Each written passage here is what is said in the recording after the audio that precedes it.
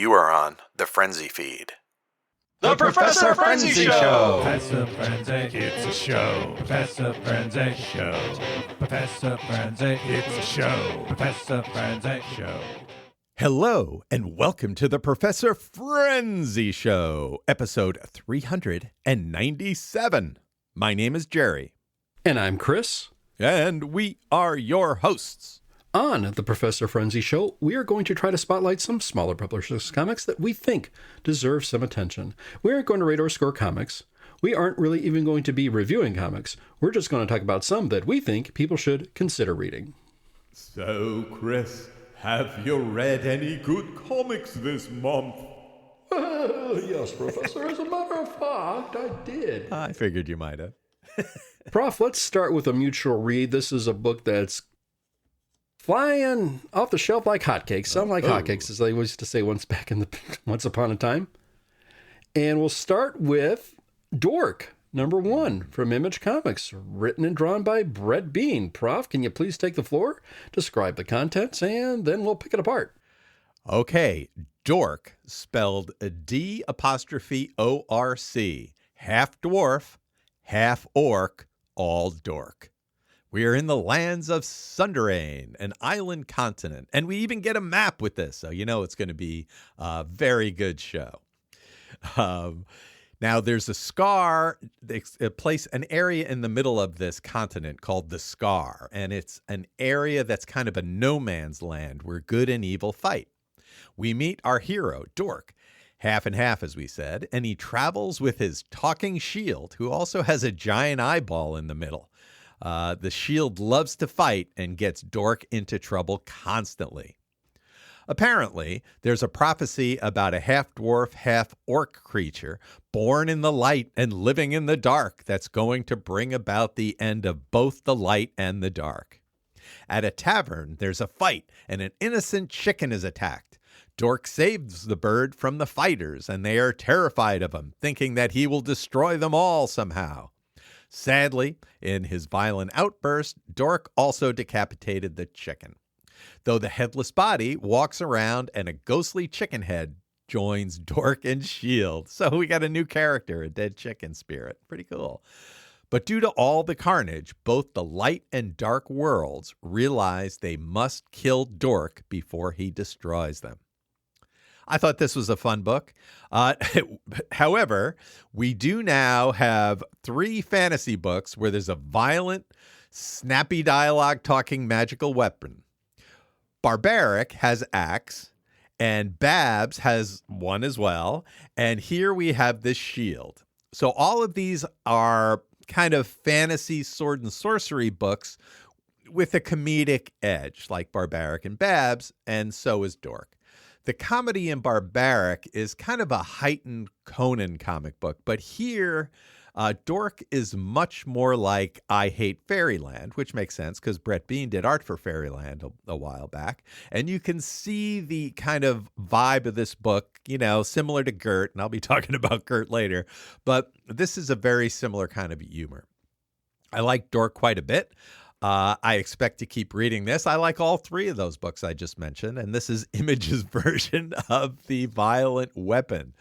I especially liked at the end where both the light and dark worlds were figuring out how they had to kill Dor'c. And they did these side-by-side panels on the page where the good and evil side discussed the situation and determined their plans. And there was like, commonality between their approaches. I also like the idea that the good and the bad, the kind of super good and super bad people all think that Dor'c is going to destroy them. And it also turns out that the super good and super bad people create problems each of their own. So my thinking is that Dor'c is going to destroy these extremes and help people that are just kind of in the middle, in the gray area, like most of us are. So, Chris, I'd be very interested to hear what you thought about Dor'c, #1. Thanks, Prof. I was more interested in what you had to say, being the fan of I Hate Fairyland, because I haven't read I Hate Fairyland in quite a number of years. I think I got the first few issues, then I fell off of the title. But you're still with it, and I love hearing what you have to say about it, because what I've read and what I've heard is that there are a lot of similarities and comparisons to I Hate Fairyland to Dor'c, particularly with Brett Bean. I thought the artwork was fascinating. It was very humorous, and I thought it was a good book. And I couldn't help but notice the similarities, though, as you mentioned, with some of the other titles that we've got going out there, with Barbaric done by Vault and Babs done by Ahoy Comics. Yeah. And essentially you've got the main character and a talking sidekick in this fantasy realm. Now, have I described Dor'c, or have I described Babs, or have I described Barbaric? Yes. The elevator pitch is the same, but yeah. As you pointed out before our conversation we had before we were recording, each of these are unique titles, and they're very, very humorous. And they're very sharp, and these aren't books for kids. No. We have to make that very, very clear on the onset. I'm just wondering, this book got so much love and attention right out of the gate, and it's a fun book, but I just want to make sure that we also don't want to give short shrift to these other titles too. And I think we'd be doing a disservice if we didn't address particularly maybe an elephant in the room by the fact that when Dor'c came out, copies seemed to be readily available, but then I noticed, like, on the next day on the aftermarket, like on pay sites like eBay, comics for this had prices going for somewhere around like the $25 to $30 range. And I thought, well, check that out. I had no idea, but I was at an LCS on a Friday. There were a couple of copies of it still on the shelf. Hey, how about that? And then the following week, I thought the prices might be leveling off, but no, it went up, and it seemed to peak around the $100 mark, and then now it's sort of stabilizing at the time of this recording, $75 to $80 for an issue of number 1. That's great that if you have a physical copy, you've got a nice little collectible on your hands, but we're a podcast that where once in a blue moon we have to kind of get in front of it and say, we like this comic, but we aren't a speculator comic book aftermarket thing. And I don't know if one should necessarily go out and spend $75 to $80 for it. This book, I believe, is going to get a second printing.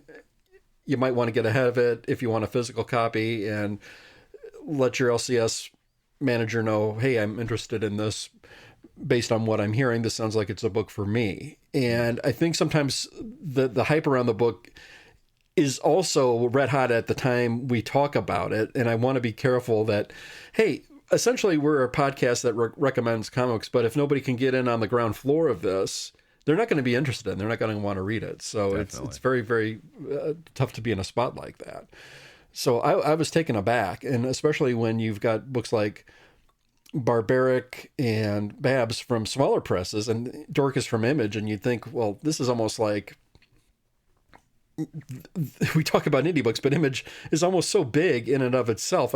Sometimes I feel a little bit leery about talking about an indie book when it's Image because it's right there. In fact, one of the LCSs in the local area has DC on one side, Marvel on the other side, and Image all to itself, and then another section just for indie because they think Image is that prominent of a publisher.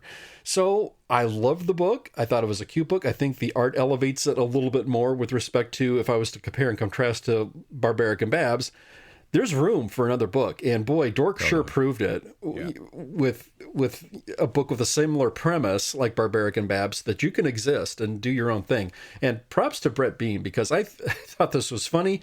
The art really was fantastic. I laughed. My jaw hit the floor in a couple of spots. That said, I'm happy that I read this, but I also want to make sure that we do address the fact that, hey, there are some really interesting things happening with the aftermarket value of this book, and it'll be interesting to see. I'm a reader, but I'm also a collector, so I also kind of hate to be forced into look over my shoulder and kind of monitor how the book is trending, if you will. And some people think that this is probably going to go down a little bit, and maybe it will, maybe it won't. But right now, that's kind of where it's at. And just keep in mind, though, that they will probably have successive printings, and if it's an Image book, I'm sure all of these volumes will be collected in a trade at some point as well. Yeah, I'm sure. Prof, any particular things that your thoughts and impressions with respect to the high prices? It shocked me, and I think it shocked you as well. Yeah, I was able to get the last copy of Dor'c. usually get, my comics when they come out, so I don't really get hung up with that. I did in the middle of a move at one point, when Something is Killing the Children was just starting, I happened to be at 2 different LCSs at the same time, one in the city and one upstate. And so I got 2 copies of Something is Killing the Children. And when that first came out, after couple of weeks, that first printing was like, 4 figures. It's like I was offered over $1,000 from somebody else that came into the LCS for my copy, and I almost did it because I had an extra copy, but I just couldn't. I couldn't do it. But it's the high prices are great when you get the book, but kind of stinks when you're trying to get into it. Hopefully that'll clear up. Subsequent printings will be less expensive. Indeed. Our thoughts and impressions on Dor'c, number 1 from Image Comics, priced at, whatever. The cover price was $3.99. I don't think you're going to be able to find one at that cost at the moment, but it is a book for mature readers. You betcha. So, Chris, what other books did you read? Thanks, Prof. I'll start with another one that was somewhat volatile in the back issue market already. It's White Sky, number 1 from Image Comics. This was written by William Harms, art by J.P. Mavinga. It's priced, at $3.99 is the cover price. I'll leave it there. Some suicide and trigger alerts and some spoilers ahead. In a post-apocalyptic San Francisco Bay Area, older teen Violet and her widow father traverse the area. We have a little bit of camaraderie and some bonding and exchange some humorous moments, as well as a little bit of being careful with respect of danger all around. After getting shelter for the night, Dad hears a noise outside. He goes to investigate, and he shoots an attacker. But he's also surrounded by 2 of his buddies, and he's kidnapped by these thugs. Violet remains inside the shelter, but a disembodied voice tells her to form a ring of salt around her, and she fends off some spirits that attack her. Violet wants to go after her father, but she is not sure what to do. She puts a rifle end to her mouth and then asks the evil entities to leave her alone. To be continued. I really was taken aback by the sharp and dark turn it took towards the end of this book. I think 988 is the suicide hotline, so I want to get in front of that and put that out there, because this was a very, very gut-wrenching moment to see depicted with respect to the panels. I am not familiar with J.P. Mavinga's artwork, and I have to say I was very, very impressed with it. William Harms, I think we've mentioned him on the show before and some various other titles, but I can't remember any of his recent work. That said, I was thoroughly engrossed and impressed by how much I like this book, considering I don't typically like books in a post-apocalyptic setting. This is not necessarily a true zombie book in and of itself as such, but Harms does acknowledge that he did be inspired, and there is some similarities to some of the other current works out there, and I give him props for that. Again, the elephant in the room is this. White Sky took off the day it was released with respect to the prices. I don't know if there was a limited run on this, but where we talked about the respective prices with Dor'c in the previous segment, White Sky, I think, even eclipsed Dor'c in just 1 week. Somewhere, I think it's around the $75 to $80 price range already on eBay, which is astounding to me. Again, we have to put a caution out there. We are not a speculative comic book podcast. We basically talk about books we like, and we want to make sure if it's something that sounds interesting to you that you can pick up affordably. I liked it. I enjoy it. I have to think with an Image book there will be subsequent printings, and probably this is going to be collective in a volume as well. I don't know if this is a limited series or an ongoing. That said, though, I was very captivated with White Sky number 1 from Image Comics. Again, suicide trigger alert with this. It's a book priced at $3.99 and for mature readers. Great. Next up, I had Assorted Crisis Events, number 8 from Image Comics, written by Dennis Camp, art done by Eric Zawadzki. It's $4.99, and my comments are as follows. A masterpiece story printed on newsprint. Old guy Wally breaks the fourth wall on the opening splash page, talking to us, the reader, as the characters around him in his world thinks he's crazy and he's talking to himself. His reality is skewered as he's talking and coexisting in 2 different planes. He gets married and his wife is killed in an auto accident that he himself was responsible for. His grown daughter now looks for Wally.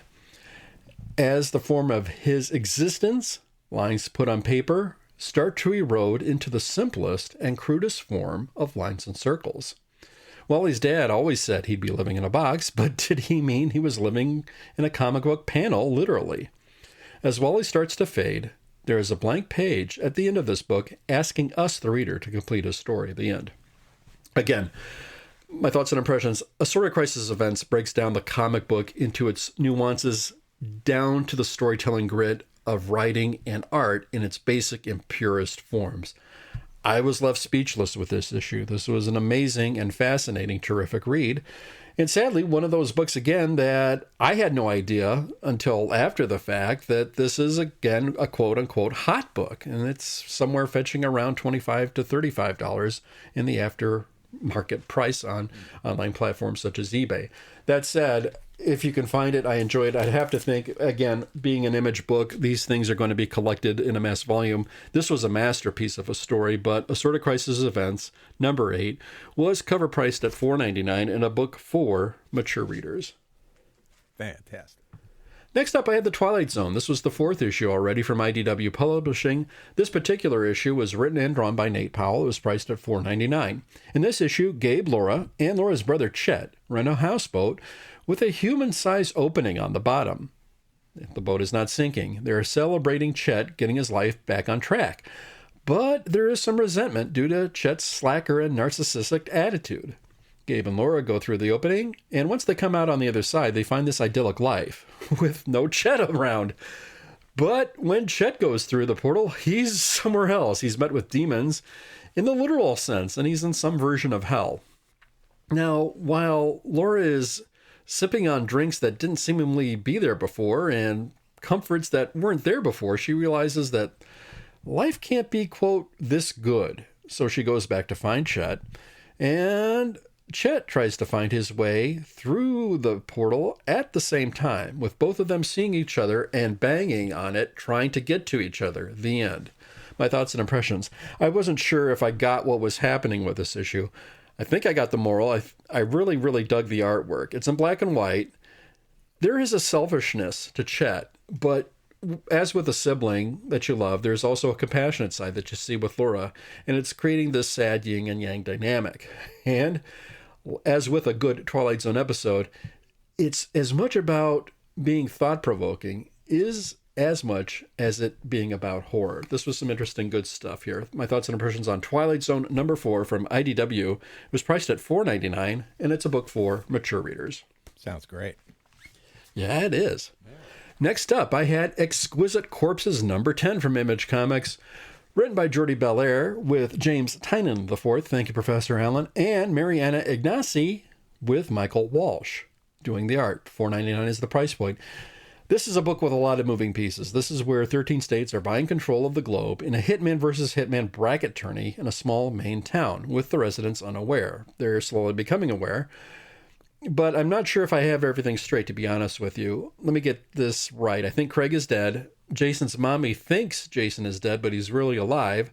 And I know this much. The groundskeeper of the game is killed, and Lady Carolina's fate is still to be determined. Whoa, okay.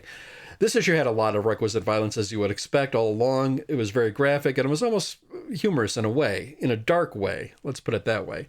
And while I was a little lost with everything happening, I am still loving this over-the-top ride, which is going to have to conclude pretty soon at some point. My thoughts and impressions on Exquisite Corpses number 10 from Image Comics, priced at $4.99, and a book strongly for mature readers. Great. Next up, I was pleasantly surprised with Bug Wars, a Spider Witch special number 1 from Image Comics. This one had 3 stories. Lair of Fire Spider, written by Jason Aaron and art done by Baldemar Rivas. The Long Way Back, written by Mahmud Asrar and art done by David Messina. And the final story, The Webs of Fate, written by Jason Aaron, art done by Mahmud Asrar. This seemed like a triple-sized book with the weight and heft on this, and it was only $5.99. So, in this one, picking up 3 months after the last story arc, the first story, Wista the Spider Witch, reluctantly takes on a quest which leads to violence, betrayal, and a recollection of her past love. In the second story, Wista helps a lost male spider, but it ends in vain. And in the final story, Wista fends off attacking hordes over an oblivious sleeping human Slade, which sets up the events for Book 2 and our next story arc. My thoughts. This was a real nice, pleasant surprise and a big bang for the buck by way of content and art. I think, that this could possibly be on a jumping point for those not familiar with Bug Wars. There were a lot of references to the first story arc, but as is, these were standalone stories explaining this world and its respective hierarchies in the insect class and class system. Yes, there's violence, language, and themes, which make this book, though, for mature readers. My thoughts and impressions on Bug Wars, The Spider Witch Special, #1, priced at $5.99 from Image Comics, and a book for mature readers. Great. Thank you. Next up, I tried Ripcord, #1 from Ignition Press, written by Cullen Bunn, art done by Aneke. This was $4.99. In the hot, unforgiving Australian outback, a woman named Dylan travels alone on foot, looking for her sister Janelle. She stumbles into a bar and gets no answers from a sleazy bar owner. And when she goes to the ladies' room, which is out back, she pokes out the eye of the bar owner who is peeping at her through a hole. She leaves the place, but only to be confronted by a trio of bikers. She passes them, but later they catch up with her, and she's put in a very violent situation. Now, she holds her own in the fight, and she takes out all of these 3 bikers, but she also gets wounded, and she passes out just as some wolves are closing in on her. To be continued. Oof. The thoughts and colors in this book, are pink and black, and it really makes for a nice contrast. I really dug the artwork. This was a very fast read, but I have to say it was a very captivating one. And Ignition is really doing some interesting things out there, so be on the lookout for it. My thoughts and impressions on Ripcord, #1 from Ignition Press. This was priced at $4.99, and it's a book for mature readers. Sounds good. He sounds very good. Next up, I had Dick Tracy, #15 from MadCave Studios, written by Alex Segura and Michael Moreci, art done by Geraldo, Borges, priced at $3.99. Catching up on this one, and a lot of twists and turns in this particular story arc, former Dick Tracy war comrade Carl Clymer is revealed to be alive. Surprise, surprise, but now he's working for the Nazis. Uh-oh. And check this out. Dick Tracy villain Lips Manless rescues Tracy and Tess from the Nazis, and now they've joined forces momentarily until they get back to the United States. In a separate sequence, Pat Patton saves Sam Ketchum, and a little bit of nice bonding there. Dick Tracy seemingly somehow manages to talk out the Summer Sisters out of the bloodshed before they got the drop on them in the police station. And Tracy says, hey, Summer Sisters, your boss isn't necessarily going to give you the cut of the gold that you've been promised, so you may want to look into that. Now, all of this is culminating into a huge shootout where Dick Tracy, instead of apprehending Clymer, shoots him dead. And there is another death of a major Dick Tracy villain in this issue that I won't spoil here. Per my thoughts, I love the misdirect of Carl Clymer still being alive, but I'm still really wrapping my head around Dick Tracy shooting Clymer not once, not twice, but 3 times when he had no gun, and this was a non-life or death situation here. Wow. Tracy really went after this guy. I have some quibbles with some of the characterization in this title, particularly with Dick Tracy's actions here and with what was done with Liz in the prior story arc. But overall, I have to say this has been a very engrossing series to date. Those are my thoughts and impressions on Dick Tracy #15 from MadCave Studios, priced at $4.99, and a book for mature readers. All right. And finally, last but not least, I had Mad Magazine #48, a salute to gambling issue, written and drawn by the usual gang of idiots. Now, in this one, I don't think there were necessarily any original cartoons other than the Johnny Sampson Mad fold-in, and we had some original stuff with Spy vs. Spy done by Cooper as per usual, but really I didn't see too many TV parodies here, not unless you count Celebrity Poker being one of them. Still, nonetheless, this was a fun read because we had some Don Martin cartoons, some nice Sergio Gomez pieces, and a nice piece done by Paul Coker with respect to the artwork looking at Las Vegas. Didn't see too many TV or movie parodies in here, but still, it's Mad Magazine, and it's always going to have a soft place in my heart for it. Mad Magazine #48, priced at $5.99, and a book for, I would say, teens and up. Prof, I'll turn it to you. What other books have you read since we last spoke about books? All right. I read Nectar, #1 from Vault Comics, written by Jeremy Robinson, inks by Anna Paula Martello, colors by Steve Cannon, and letters by Jim Campbell. It's set in Salem, Massachusetts, 1837. A luminous butterfly flies over a graveyard and settles on the grave of Nympha Stacy. There's a bell with a rope down to the grave and to the coffin, as it was the style back then, to allow anyone buried prematurely to be able to signal their situation. The butterfly somehow rings the bell, and the gravedigger comes a-running to save the expected victim. But when he digs up and opens the coffin, the person is dead, and a cloud of luminous butterflies fly out of the box. A young girl, Emily, is walking through the woods with a friend when a butterfly lands on her hand, and it bites her finger. That's really weird. Butterflies don't bite. The two go to see Dr. Amos, who's had some run-ins with these butterflies today before, and he can't, understand what's going on. He removes a stinger or something from Emily's finger. Later, Emily can't seem to stop dancing. Also, other people around town are being bitten by the butterflies, and clouds of them are appearing around town. I usually like butterflies, but this is a little creepy.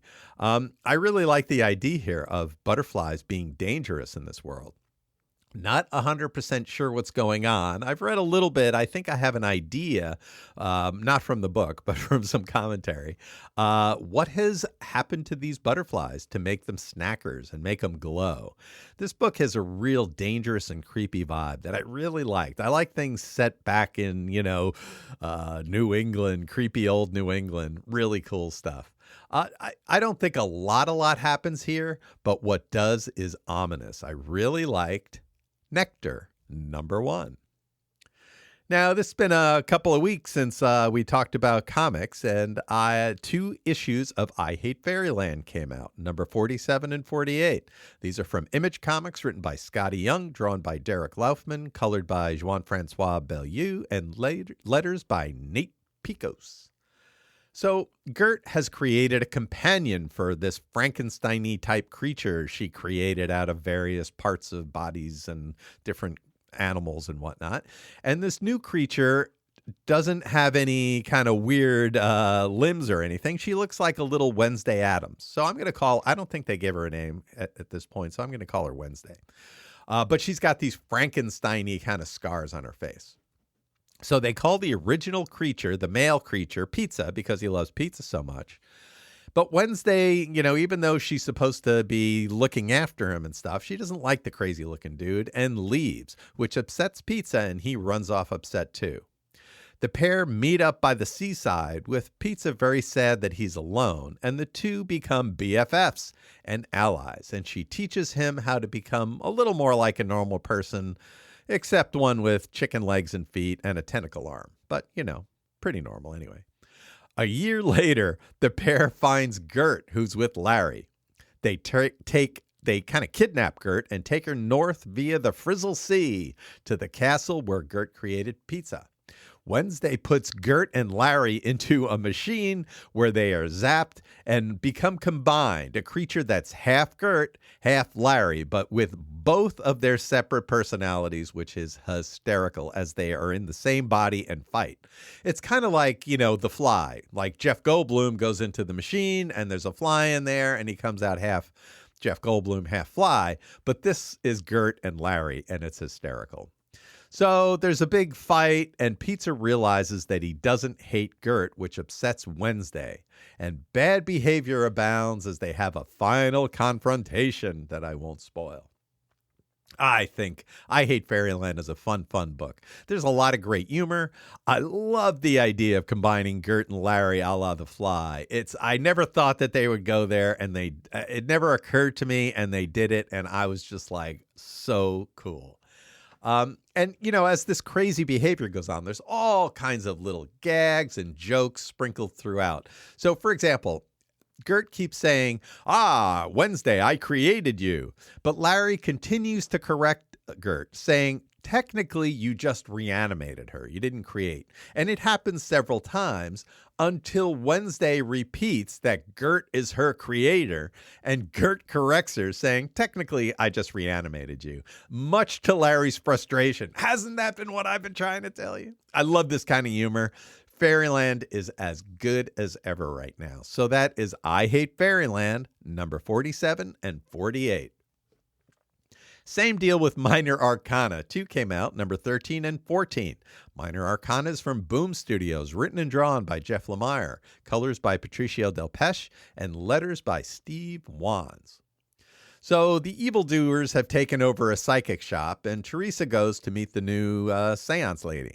And she pretends to be new to seances, but Madame Moon realizes who she is. So Teresa leaves and goes to a decaying house where her friend Kelly has a missing brother, Jason, and she thinks that he might be in this kind of flop house. And she does find him. He's okay, but feels like he's a failure and embarrassment, and that's why he's been staying away.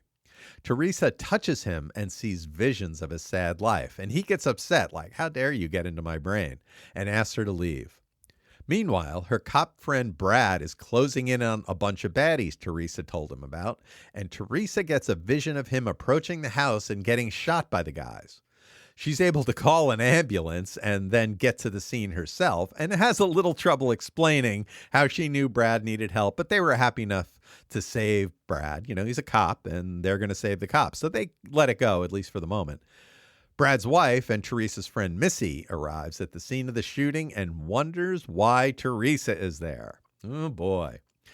We also see Victoria moving her new boyfriend, who's just come out of the hospital, into her house. And she looks to be sick herself. She's coughing, and maybe she's coughing up something. And there are also clearly some bad folks interested in the town, and it's related to Teresa and her family. What is up? So I love Minor Arcana. Teresa is a troubled woman who's been beaten down by life, and she's trying to deal with her newfound ability of, getting these visions. She spent all her life believing her mother with all this psychic stuff was just a scammer, but now she sees that there's some truth to it.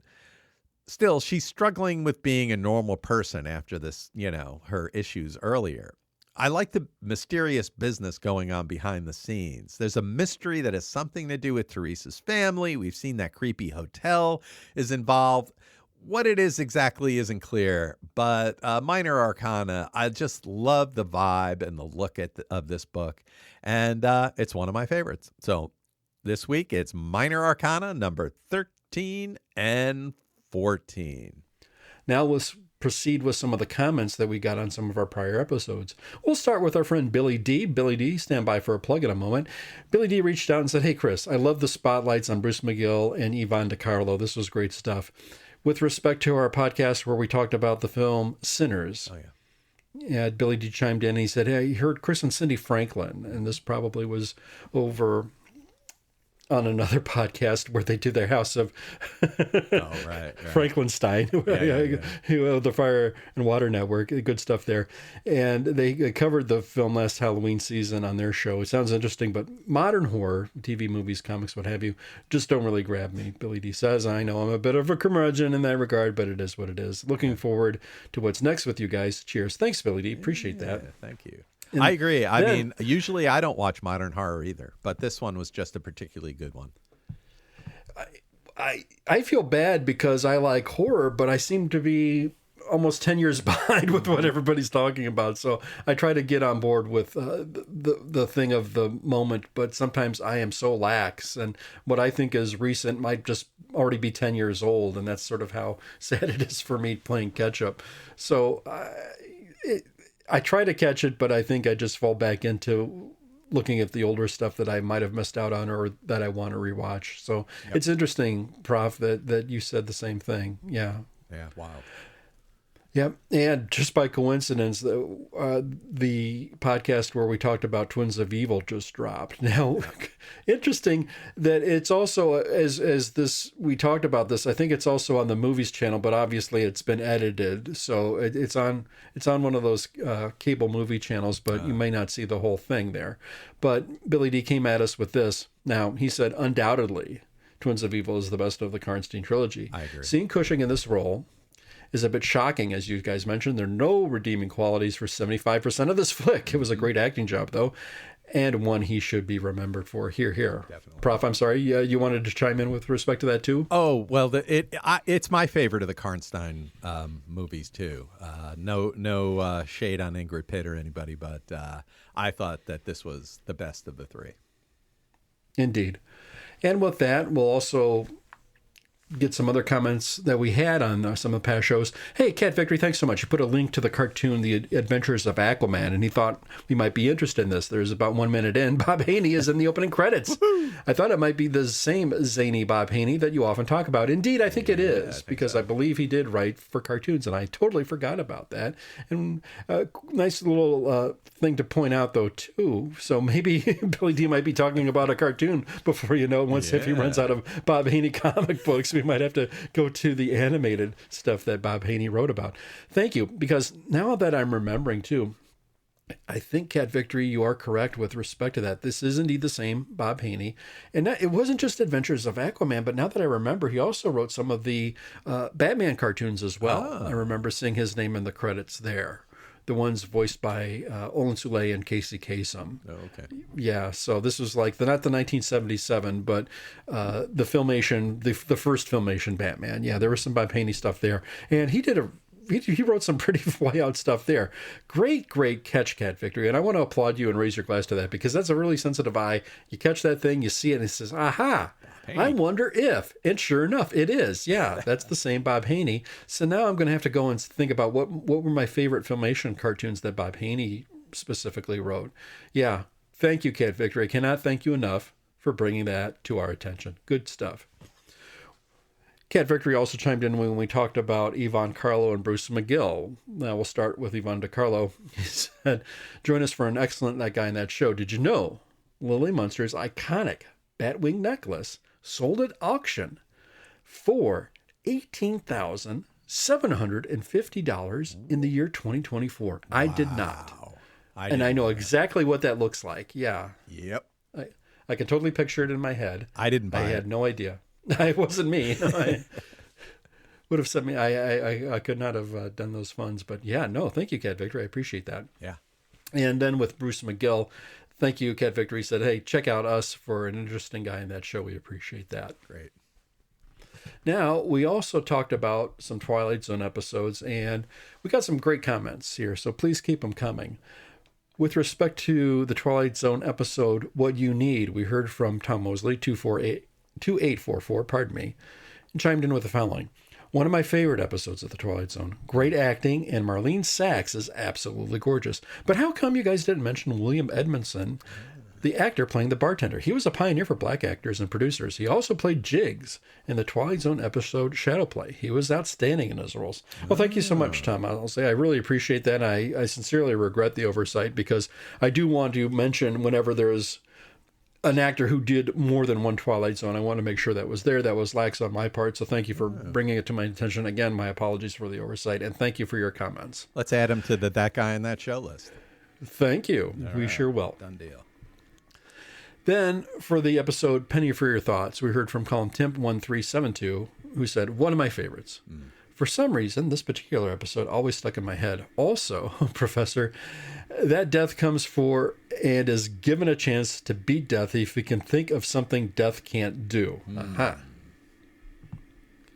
Then, when we discussed the film Twins of Evil, we heard from Stuart Key 6115, who came with us with this. Quote, a very rank organization, if you say so. Unquote. Really? The owner of Pinewood Studios, the largest studio in the world at the time, the biggest movie company at the time, who made A Night to Remember, Brief Encounter, Henry V, and other epic movies, and whose films were seen around the world, including America, where it also had a movie studio. Stuart Key continues, Rank was known the world over for creating the best movies in film history and the most critically acclaimed and most popular with the audiences worldwide.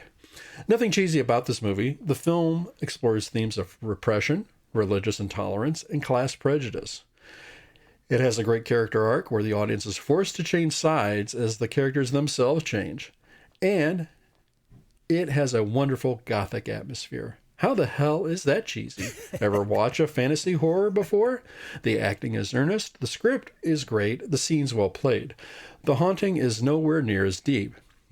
It does not explore deeper themes as the film does. To claim the haunting is somehow a cut above is simply wrong. And yes, the rules for vampires are different in this movie. Get over it. The rules are not carved in stone for every vampire movie. Hammer set the standard. Lugosi didn't even have fangs. Ooh, Here. Not. He's right about that. Yeah, a lot to unpack. The rank organization by 1971 was pretty much done. They were great in the 50s, but once David Lean left rank, they started failing, and they diversified throughout the 60s into different things and kind of gave up the movie. So by this part of the 70s, they were pretty much done. In terms of the cheesiness of this movie, I'm going to stand by it. What I said, I do think that this movie has a cheese factor. And one thing I would correct is that I said that, putting these Playboy twins in the movie is a little bit of stunt casting.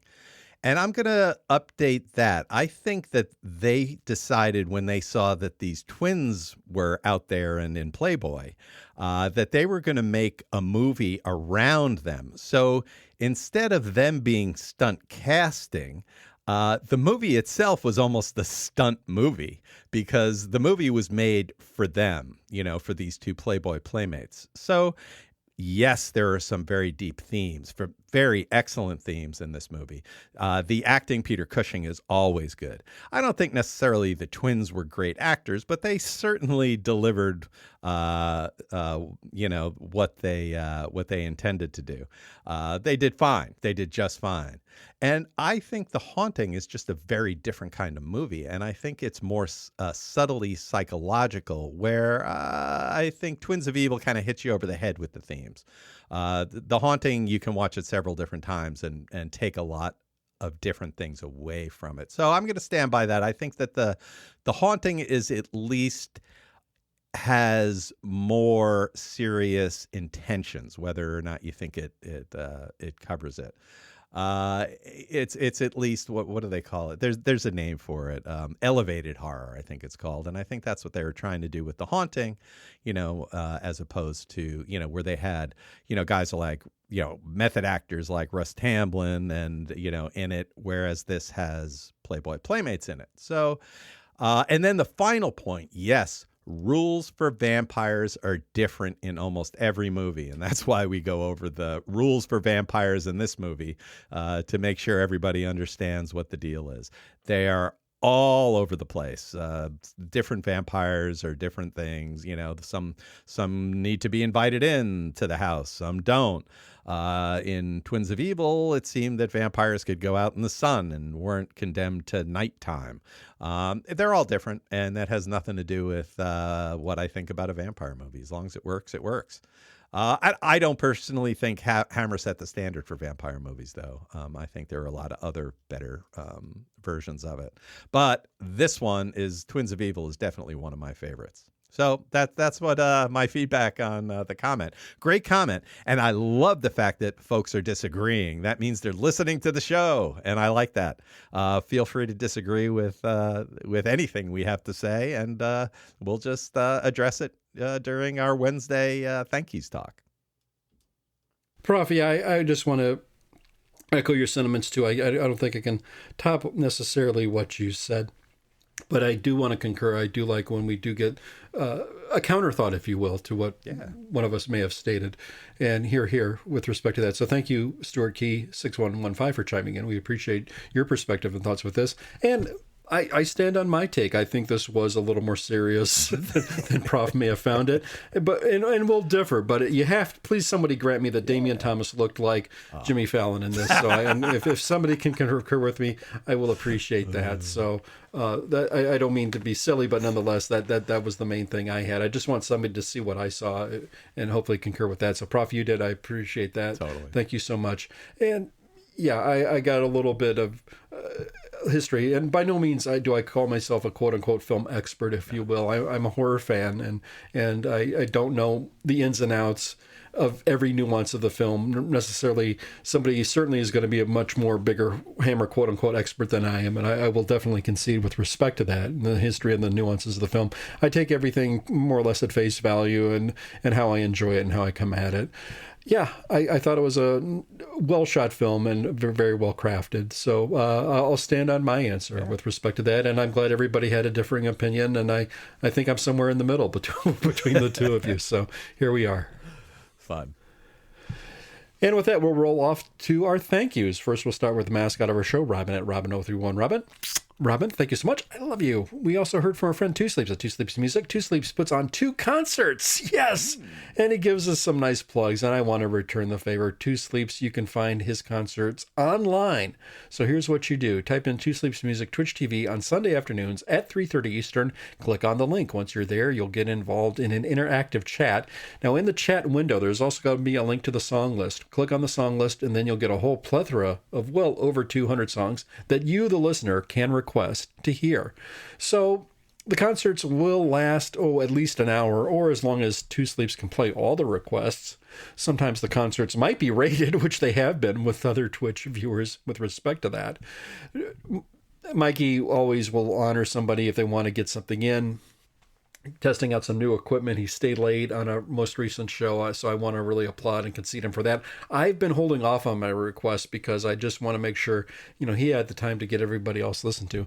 But you might hear some Beatles 8 Days a Week, a marvelous rendition of. How about some Jerry Reed? That puts me in a good mood. CCR, always love me some CCR and some Tom Petty. He does them both. How about some Foo Fighters? Also does some Foo Fighters. It's a whole plethora, treasure trove of music. Please check it out.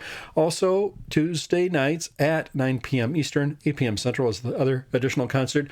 A very inexpensive Patreon for $1 mere a month. You can get some original content. And I also want to give a shout out to Kara, aka Karasaurus Rex, who does a lot of things behind the scenes to get the concerts up and running. Want to give a shout out to our buddy Randy at Randall1 over on Twitter. Puts out some robotic sketches each and every day.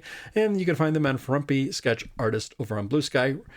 Randy also has a podcast called Soundtrack Alley where he will examine how music enhances the film. A well-produced podcast, very thought-provoking as well. And please, please, please check out the various robotic sketches that can be found on 3 coloring books available on Amazon.com. That's our friend Clinton. Clinton, I gotta say, Clinton, before I get one thing out of the way, you recently guested with Billy D. So I'm going to try to tie this in together. You recently guested with Billy D on The Brave and the Bob. And I thought, wouldn't it be great if I heard Clinton be a guest on Brave and the Bob? And lo and behold, this past week it was there. Are you kidding me? And I think Clinton likes to talk about the Batman Black Canary team-ups, and and this was one, the earlier one, this was in the early 100s. I remember that one, the skyjacking issue, where Black Canary's parachuting down, Batman's already on the ground looking at her, and says, hey, we're about to catch the skyjacker, and you see a rifle getting ready, pointing at them both. A great, great cover rendered by Jim Aparo. Fantastic stuff. This was great. So let me give you a shout out because this was a fantastic issue, fantastic guest, fantastic host, Clinton, when you were on The Brave and the Bob. Clinton, you do a podcast called Coffee and Comics. That's where you will look to, that's where you will look at a comic in about the time to take a cup of coffee down. You'll have on guests, ask some very fascinating questions. Not to be outdone, Fan Film Fridays is over at the Longbox Crusade feed. Good stuff over there. Plug for that in a moment. And Days of High Adventure, looking at sword and sorcery comics if time permits, and Teenage Mutant Ninja Turtles Power Hour. Thank you. There, I think I've got everything. So, speaking of the Longbox Crusade, Pull Treasure Trove podcast, Prof, this past couple of weeks, I heard you guest with Jared talking about a Marvel comic with the Indiana Jones. So Jared was looking at the Indiana Jones comics. What I loved about this, though, was Jared asked you what your experience was when you came at Indiana Jones for the first time. Now, Jared was a little younger than you. I think he saw this movie at an early age, but I thought it was a fascinating question because we remember a time and a place where we first saw the Indiana Jones movies in the theater. I thought it was a great question, and I loved your answer. I don't remember what I said. I remember going to the theater and watching it. That was a year ago, I think I recorded that. I loved the Indiana Jones, especially that first movie. It was just so iconic. And that comic book that we covered was a lot of fun. A lot of fun. I love these little those comics I've read for the Longbox guys. They're a blast. Well, hopefully I can still get in on that because I'd love to sit down with Jared at some point. It just didn't work out for my schedule, and I apologize, Jared, if you're listening to this. But you did a great job. Prof, you were marvelous as well when you dissected the Marvel comic of Indiana Jones that came from Marvel back in the 80s. Yeah, I mean, when I went to see it, I mean, the line was around the block, and we were lucky to get in, so with me and my father. But yeah, fantastic stuff. So you listeners, please check out The Professor over at the Longbox Crusade feed, where him and Jared checked out issue of Marvel Comics that it had the Indiana Jones title. Now, once you're there, you're going to get a whole treasure trove of podcasts, including one with the aforementioned Clinton, where he does Fan Film Fridays. Most recent episode he did was with the Irredeemable Shag, looking at a Jesse Quick film. Good stuff there, but it's a whole treasure trove of excellent stuff. Billy D, Magazines and Monsters, is the feed. That's where I found the most recent Brave and the Bob, where you and Clinton talked about that. Fantastic. One of my issues that I remember holding in my hand. I didn't get that one off the old spinner rack, but I got it shortly after, around that time, through secondhand means.